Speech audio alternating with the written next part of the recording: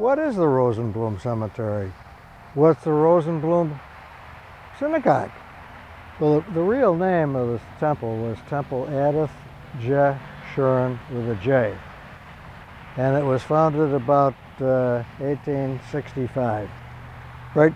They were fighting like cats and dogs during the Civil War. We had our own war going on in the Jewish community, and it was all over ritual.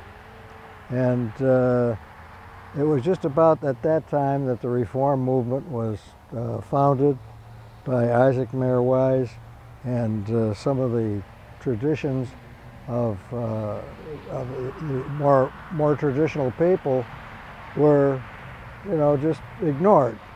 So part of the membership of Temple Concord broke away from the temple and started their own temple. And the leading family was the family of Simon Rosenbloom, that you can probably pick up that obelisk down there. And there are other Rosenblooms, many of them. They were had a very marvelous business. They sent out postcards and sold shoes, I can tell you that, all over the country. And they did very well.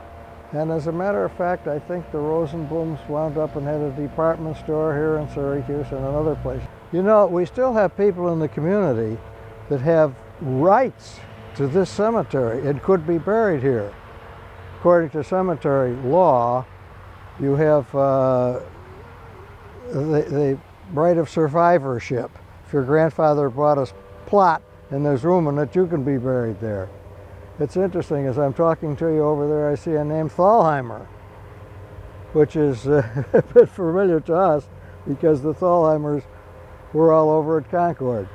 What you had was, all families where the parents and grandparents would belong to Temple Adith Jeshurun, or the Rosenbloom Shul, and the children would belong to Temple Concord. It was kind of interesting to me.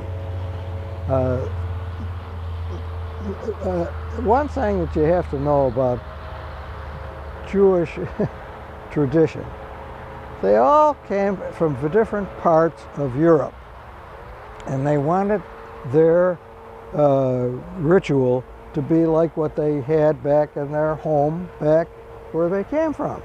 And if they came here and joined a synagogue and it was different than what they were accustomed to, they'd start their own temple. So in a little town like Syracuse, you could wind up with 10 temples. I don't know how many there were at the maximum, but there were quite a few. Most of the people, especially the Eastern Europeans, you know what they did? They made a bunch of hard-boiled eggs and took a few loaves of bread and whatever clothes they could carry, and they started walking from whatever shtetl or town that they lived in and started for the point of debarkation.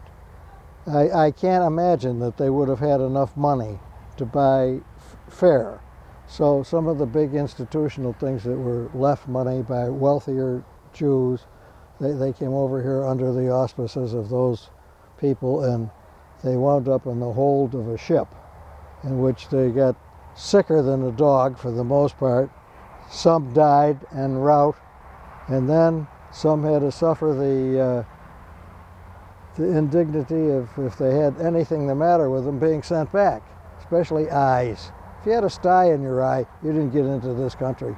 It's kind of ridiculous.